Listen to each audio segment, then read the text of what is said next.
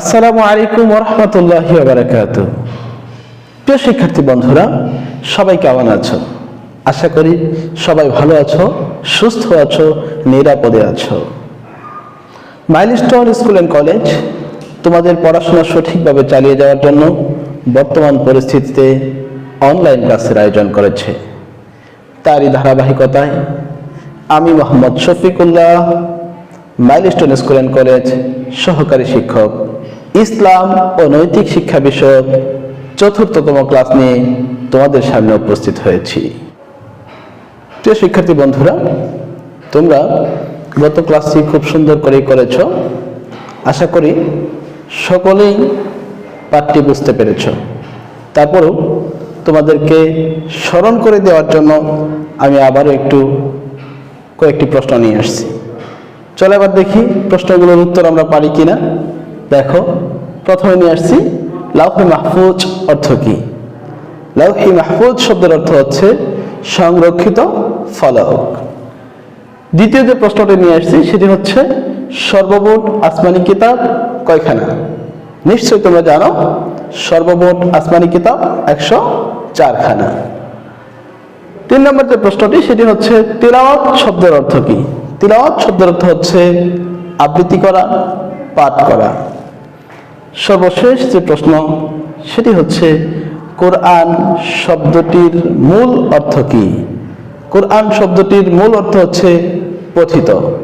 প্রিয় শিক্ষার্থী বন্ধুরা, আশা করি তোমরা অবশ্যই প্রশ্ন উত্তরগুলো পারবে এবং তোমরা পূর্ব পাঠটি খুব সুন্দর করেই পড়েছ।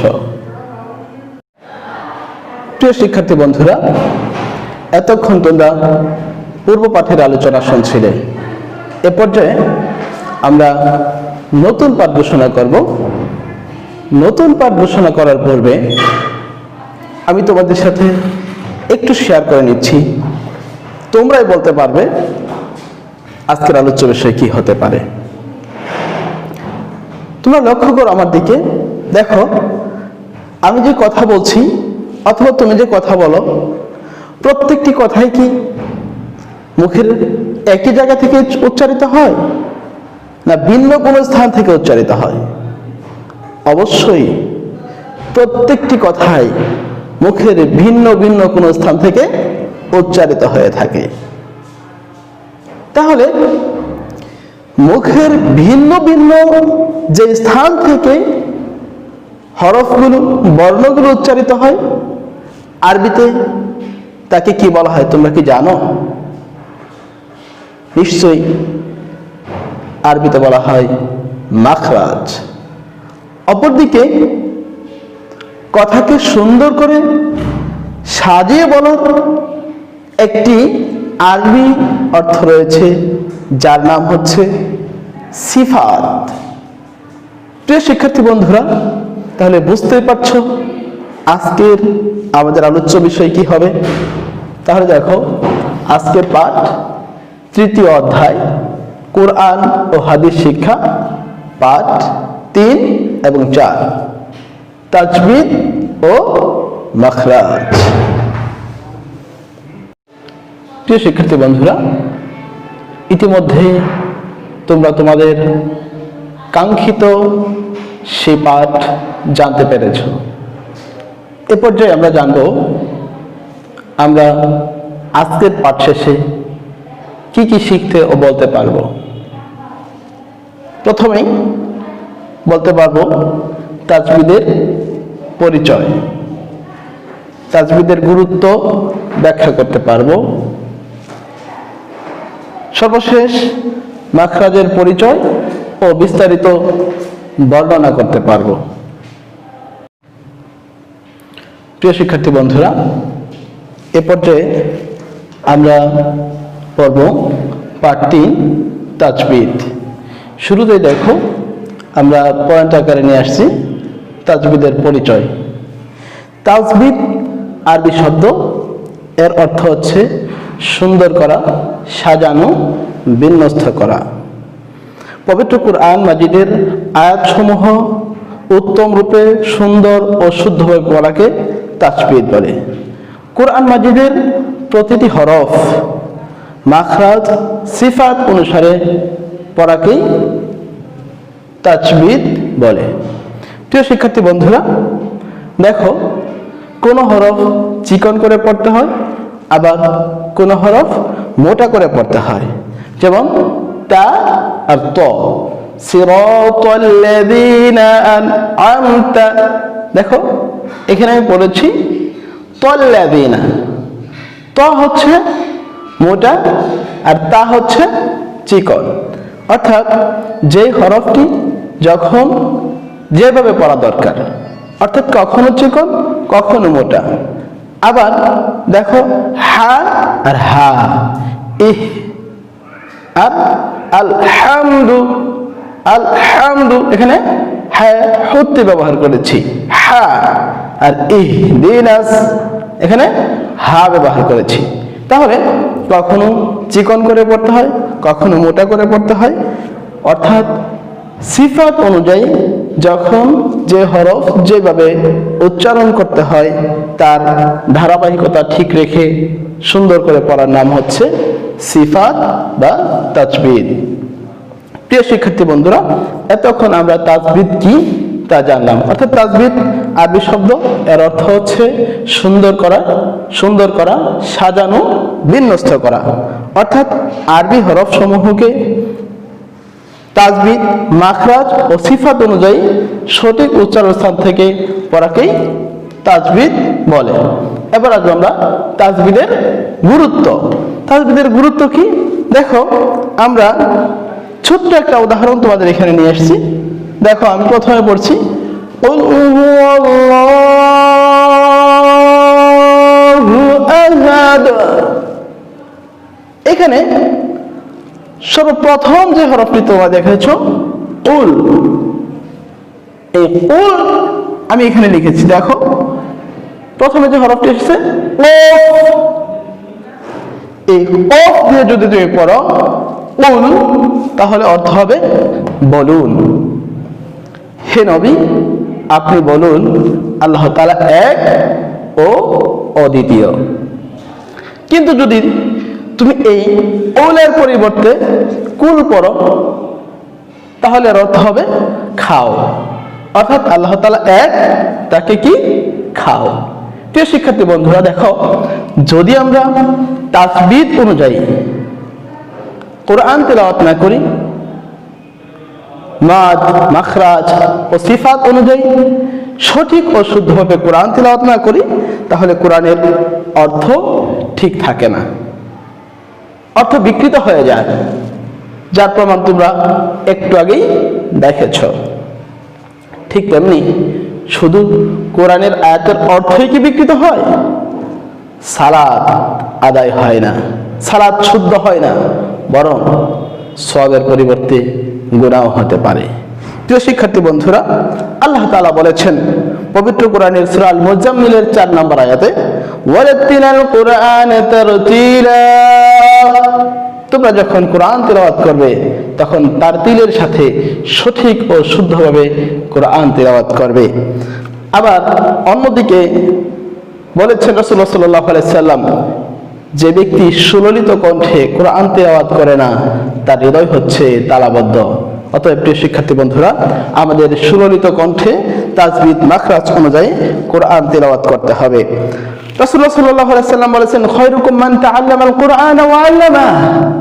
তোমাদের মধ্যে সেই ব্যক্তি উত্তম যে নিজে কোরআন শিখে এবং অপরকে কোরআন শিক্ষা দেয়। প্রিয় শিক্ষার্থী বন্ধুরা, যদি আমরা কোরআনটিকে সহি শুদ্ধ করে সুন্দরভাবে পড়তে না পারি তাহলে অন্যজনকেও শিক্ষা দিতে পারবো না। অর্থাৎ দুজন ব্যক্তি শ্রেষ্ঠ, একজন হচ্ছে নিজে কোরআন পড়বে তিনি যেমন শ্রেষ্ঠ, আবার অপরকে যদি শিক্ষা দেয় তাহলে তো সে আরো শ্রেষ্ঠ। প্রিয় শিক্ষার্থী বন্ধুরা, তাহলে আমরা যদি শ্রেষ্ঠ মানুষ হতে চাই, আমাদের হৃদয়কে যদি আমরা তালা শূন্য করতে চাই, তাহলে আমাদেরকে অবশ্যই তাজবিদ, মাদ, মাখরাজ ও সিফাত অনুযায়ী সুন্দর করে কোরআন তেলাওয়াত করতে হবে। আমরা যদি আমাদের নামাজকে সঠিক ও সুন্দরভাবে পড়তে চাই তাহলে অবশ্যই আমাদেরকে তাজবিদ ও মাখরাজের শিখার কোনো বিকল্প পথ নেই। প্রিয় শিক্ষার্থী বন্ধুরা, অবশ্যই তোমরা তাজবিদ ও মাখরাজ সম্পর্কে জানবে। তোমাদের পরীক্ষায় চলে আসতে পারে জ্ঞানমূলকে তাজবিদের পরিচয়, তাজবিদ কাকে বলে, তাজবিদ কি, অবশ্যই তোমরা দিতে পারবে তাজবিদ কোন ধরনের শব্দ। এছাড়া আসতে পারে তাজবিদের গুরুত্ব লিখো, তোমরা এই উদাহরণটি দিয়ে সুন্দর করে তাজবিদের গুরুত্ব লিখে দিবে। প্রিয় শিক্ষার্থী বন্ধুরা, এই ছিল আমাদের তাজবিদের পরিচয় এবং তাজবিদের গুরুত্বের আলোচনা। প্রিয় শিক্ষার্থী বন্ধুরা, ইতিমধ্যেই আমাদের একটি পাঠ আমরা শেষ করতে পেরেছি। এরপর যে আমরা আলোচনা করব পাঠ 4, মাখরাজ। তাহলে প্রথমে জানবো মাখরাজ কি এবং কাকে বলে, মাখরাজের পরিচয়। আমরা জানি মাখরাজ আরবি শব্দ, এর অর্থ হচ্ছে উচ্চারণের স্থান বা বের হওয়ার স্থান। আরবি হরফসমূহ মুখের যে স্থান থেকে উচ্চারিত হয় তাকে মাখরাজ বলে। তাহলে মাখরাজ কাকে বলে? আরবি হরফ উচ্চারণের স্থানকেই মাখরাজ বলে। আরবি হরফ কতটি? আরবি হরফ 29টি। তোমাদের জ্ঞানমূলক পরীক্ষা অনেক সময় চলে আসতে পারে যে আরবি হরফ মোট কতটি এবং মাখরাজ কয়টি। আমরা জানি আরবি হরফ মোট 29টি এবং মাখরাজ 17টি। এই 17টি মাখরাজ মুখের বিভিন্ন জায়গা থেকে উচ্চারিত হয়। এবার যদি তোমাদেরকে প্রশ্ন করা হয় বা তোমরা যদি আমাকে প্রশ্ন করো যে স্যার মুখের বিভিন্ন জায়গা বলতে কয়টি স্থানকে বোঝানো হয়? এই 29টি হরফ অর্থাৎ 17টি মাখরাজ মুখের 5টি স্থান থেকে উচ্চারিত হয়। চলো এবার দেখে নিই সেই 5টি স্থান কি কি। 1 নাম্বার, বোর্ডের দিকে লক্ষ্য করো। 1 নাম্বার, মুখের খালি জায়গা। মুখের খালি জায়গাকে আরবিতে বলা হয় জাওফ, অর্থাৎ মুখের খালি জায়গা বা জাওফ থেকে একটি মাখরাজ উচ্চারিত হয়। 2 নাম্বার হচ্ছে হলক। হলক এর আরবি হচ্ছে কণ্ঠনালী। কণ্ঠনালী থেকে মোট 3টি মাখরাজ উচ্চারিত হয়। 3 নাম্বার হচ্ছে জিহ্বা। জিহ্বা থেকে মোট 10টি মাখরাজ উচ্চারিত হয়। 4 নাম্বার হচ্ছে উভয় ঠোঁট। উভয় ঠোঁট থেকে উচ্চারিত হয় 2টি মাখরাজ। সর্বশেষ 5 নাম্বার হচ্ছে নাসিকামূল। নাসিকামূল থেকে 1টি মাখরাজ উচ্চারিত হয়। প্রিয় শিক্ষার্থী বন্ধুরা, ইতিমধ্যে আমরা জানলাম মুখের 5টি স্থানের নাম, অর্থাৎ আরবি 29টি হরফ 17টি মাখরাজ যে যে স্থান থেকে উচ্চারিত হয় সেই স্থানের নামগুলো আমরা জেনে নিলাম। তোমাদের যদি অনুধাবনমূলক প্রশ্নে চলে আসে যে আরবি হরফ মোট কতটি এবং কয়টি স্থান থেকে উচ্চারিত হয় কি কি, অবশ্যই তোমরা উত্তর দিতে পারবে। আরবি হরফ মোট 29টি, মুখের 5টি স্থান থেকে উচ্চারিত হয়, তা হলো মুখের খালি জায়গা, হলক, জিহ্বা, কণ্ঠনালী, উভয় ঠোঁট এবং নাসিকামূল। এই ছিল মূলত আমাদের এই 5টি স্থানের নাম। প্রিয় শিক্ষার্থী বন্ধুরা, চলো এ পর্যায়ে আমরা জেনে নিব মাখরাজের বিস্তারিত বিবরণ। 1 নম্বর মাখরাজ, হলকের শুরু হতে হামজা হা। 2 নম্বর মাখরাজ, হলকের মাঝখান হতে আইন হা। 3 নম্বর মাখরাজ, হলকের শেষ ভাগ হইতে গইন খ। 4 নম্বর মাখরাজ, জিহ্বার গোড়া তার বরাবর উপরের তালুর সাথে লাগিয়ে উচ্চারিত হয় কফ। 5 নম্বর মাখরাজ, জিহ্বার গোড়া হতে একটু আগে বাড়িয়ে তার বরাবর উপরের তালুর সঙ্গে লাগিয়ে উচ্চারিত হয় কাফ। 6 নম্বর মাখরাজ, জিহ্বার মধ্যখান তার বরাবর উপরের তালুর সাথে লাগিয়ে উচ্চারিত হয় 3টি হরফ জিম, শিন, ইয়া। 7 নম্বর মাখরাজ জিহ্বার গোড়ার কিনারা সামনের উপরের এক পাশের দাঁতের গোড়ার সাথে লাগিয়ে উচ্চারিত হয় দদ।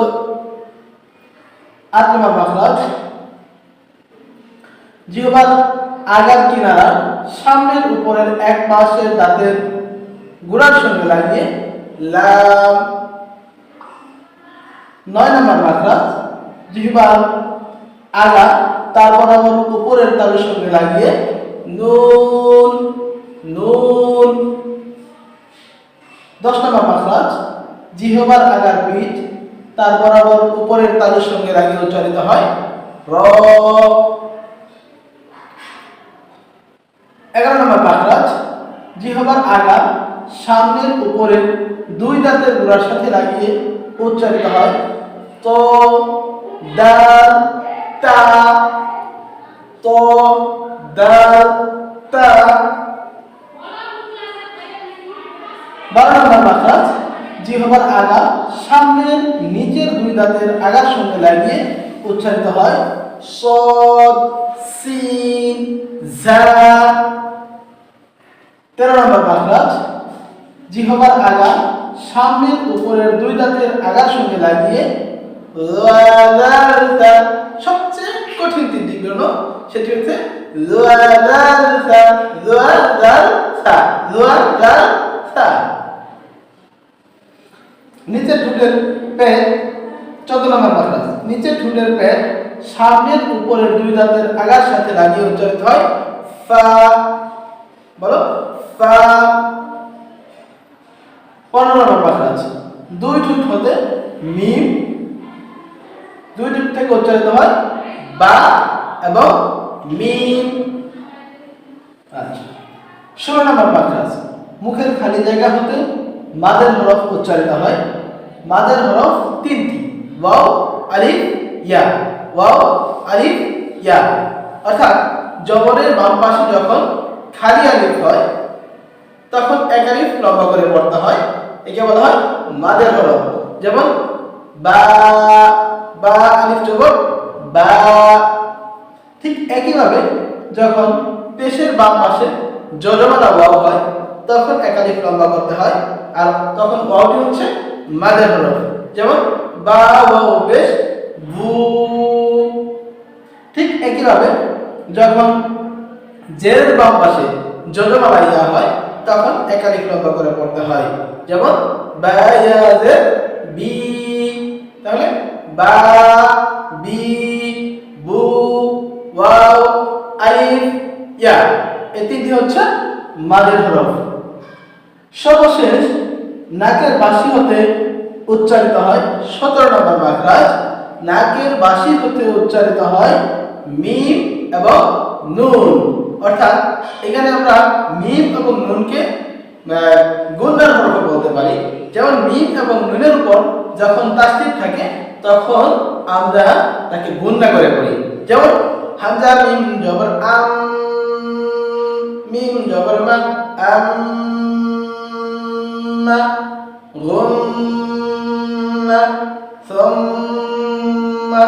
অর্থাৎ মিম এবং নুনের উপর যখন তাসদীদ যুক্ত হবে তখন আমরা মিম এবং নুনকে গুণনা করে পড়তে পারি। অর্থাৎ এটাকে বলা হয় ওয়াজিব গুণনা, অর্থাৎ নাকের বাঁশির সাথে গুনগুন শব্দ করে উচ্চারিত করা।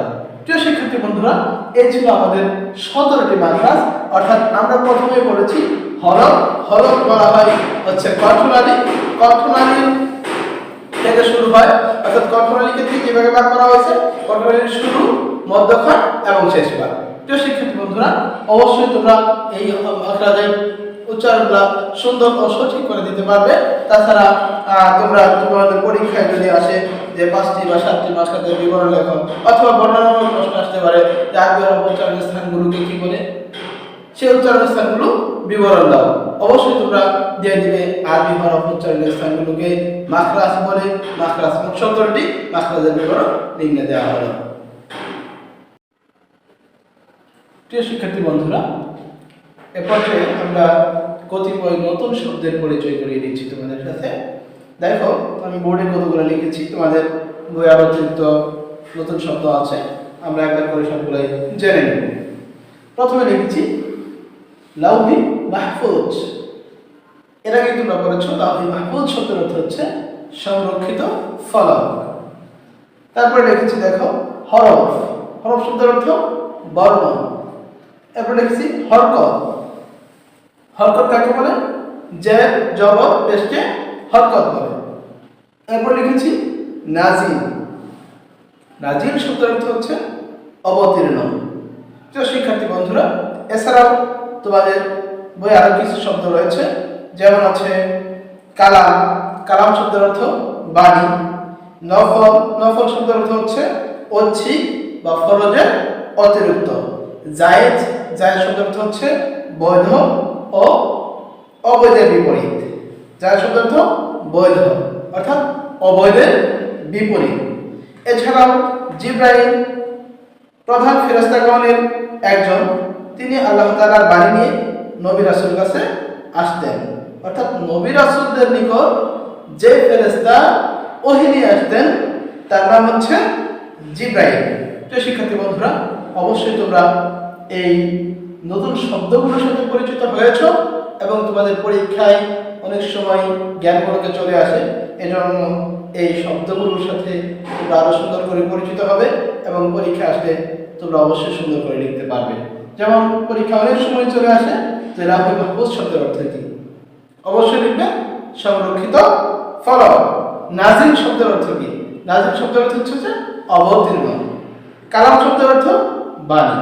অবশ্যই তোমরা এই পাঠটি বুঝতে পেরেছ। প্রিয় শিক্ষার্থী বন্ধুরা, আমরা ইতিমধ্যে আমাদের কাঙ্ক্ষিত দুটি পাঠ আমরা পড়ে শেষ করেছি। এ পর্যায়ে তোমাদের সামনে নিয়ে এসেছি একটি সৃজনশীল প্রশ্ন। নিশ্চয়ই সৃজনশীল প্রশ্ন সম্পর্কে তোমরা ইতিপূর্বে ধারণা পাবে। সেই জন্য তোমাদেরকে একটি সৃজনশীল প্রশ্ন দিয়ে সৃজনশীল সম্পর্কে তোমাদেরকে ধারণা দিতে যাচ্ছি। প্রিয় শিক্ষার্থী বন্ধুরা, দেখো সৃজনশীলের মধ্যে প্রথমেই থাকবে একটি উদ্দীপক। আমি একটা উদ্দীপক তোমাদের সামনে দিয়েছি, এরপরে ধারাবাহিকভাবে 4টি প্রশ্ন থাকবে। ক, খ, গ এন্ড ঘ। প্রত্যেকটির জন্য আবার আলাদা আলাদা মার্ক রয়েছে। ক প্রশ্নের জন্য পাবে তুমি, প্রশ্ন উত্তরের জন্য পাবে 1 মার্ক। খ প্রশ্ন উত্তরের জন্য পাবে তুমি 2 মার্ক। গ প্রশ্ন উত্তরের জন্য পাবে 3 মার্ক এবং ঘ নাম্বার প্রশ্ন উত্তরের জন্য পাবে 4 মার্ক। এই হচ্ছে মোট 1 আর 2 3, 3 আর 3 6, 6 আর 4 10। অর্থাৎ একটি সৃজনশীল প্রশ্নের জন্য তোমাকে 10 মার্ক বরাদ্দ করা হয়েছে। এখন আমরা কিভাবে লিখব, উদ্দীপকটা কি আকারে হতে পারে সেটা নিয়ে আলোচনা করি। উদ্দীপক যেভাবে হোক না কেন, তোমার পাঠ রিলেটেড উদ্দীপক হতে পারে, আর উদ্দীপকের আলোকে তোমাকে গ এবং ঘ এই দুটা প্রশ্ন উদ্দীপক সংশ্লিষ্ট হতে পারে। ক এবং খ নাম প্রশ্ন উদ্দীপক সংশ্লিষ্ট হতেও পারে, আবার নাও হতে পারে। অতএব আমরা যখন ক এবং খ নাম্বার উত্তর দিব, তখন আমরা উদ্দীপককে নিয়ে ভাববো না। ঘ এবং ঘ নাম্বার যখন উত্তর দিব, তখন আমরা অবশ্যই উদ্দীপককে নিয়ে ভাববো যে উদ্দীপকে কি আছে। চলো এবার উদ্দীপকটা আমরা একটু পড়ে নিই। আলম প্রতিদিন কোরআন তেলাওয়াত করে, তার তেলাওয়াত সঠিক হয় না। তার শিক্ষক আলমকে কোরআন তেলাওয়াত শুদ্ধভাবে করার জন্য কতিপয় নিয়ম অনুসরণ করার পরামর্শ দিয়ে তার ভুলগুলো ধরিয়ে দেবে। তাহলে দেখো প্রশ্ন লক্ষ্য করো। প্রথম প্রশ্ন হয়েছে লাউহি মাহফুজ শব্দের অর্থ কি? লাউহে মাহফুজ শব্দের অর্থ তোমরা এক বাক্য উত্তর দিবে, নট অনলি ওয়ান ওয়ার্ড, একটি বাক্য। তাহলে তোমরা বাক্যটা কিভাবে লিখবে? লাউহে মাহফুজ শব্দের অর্থ হচ্ছে সংরক্ষিত ফলক। বাল হুয়া কুরআনুল মাজিদ ফি লাউহিল মাহফুজ। আল্লাহ তাআলা পবিত্র কুরআনকে লাউহে মাহফুজে সংরক্ষণ করে রেখেছেন। এত কিছু তোমরা এখানে দিবে না, শুধু দিবে লাউহে মাহফুজ শব্দের অর্থ সংরক্ষিত ফলক। তাহলে তুমি 1 মার্ক পেয়ে যাবে। 6 নম্বর প্রশ্নে আসো, মাখরাজ বলতে কি বোঝো? প্রথমে আমরা জ্ঞানমূলকের উত্তর দিয়েছি ক নম্বরে। খ নম্বরে আসছি অনুধাবনমূলক প্রশ্ন। সেইখানে তুমি প্রথমে লিখবে মাখরাজ বলতে কি বোঝো, ব্যাখ্যা করে, এরকম চাইতে পারে। তাহলে তুমি প্রথমে দিবা মাখরাজ আরবি শব্দ, এর অর্থ হচ্ছে উচ্চারণের স্থান। এইটুকু দেওয়ার পরে তুমি নিচে একটু প্যারা করে দিবা যে আরবি হরফ সমূহ উচ্চারণের স্থানকে মাখরাজ বলে। আমরা যদি আরবি হরফগুলো উচ্চারণের স্থান সঠিকভাবে না জানি তাহলে আমাদের তেলাওয়াত শুদ্ধ হবে না। তাই আমাদের মাখরাজ সম্পর্কে জানা অত্যন্ত জরুরি। খুব বেশি কথা দেওয়ার দরকার নেই, এতটুকু দিলেই তুমি 2 মার্ক পেয়ে যাবে। এরপর আমরা বলছিলাম যে গ এবং ঘ নাম্বার উদ্দীপকের আলোকে লিখতে হবে। এই পর্যায়ে আমরা চলে আসছি গ নাম্বার প্রশ্ন। গ নাম্বার প্রশ্ন বলছি কণ্ঠনালীর হরফ কয়টি? আলম কিভাবে এই হরফগুলো উচ্চারণ করবে?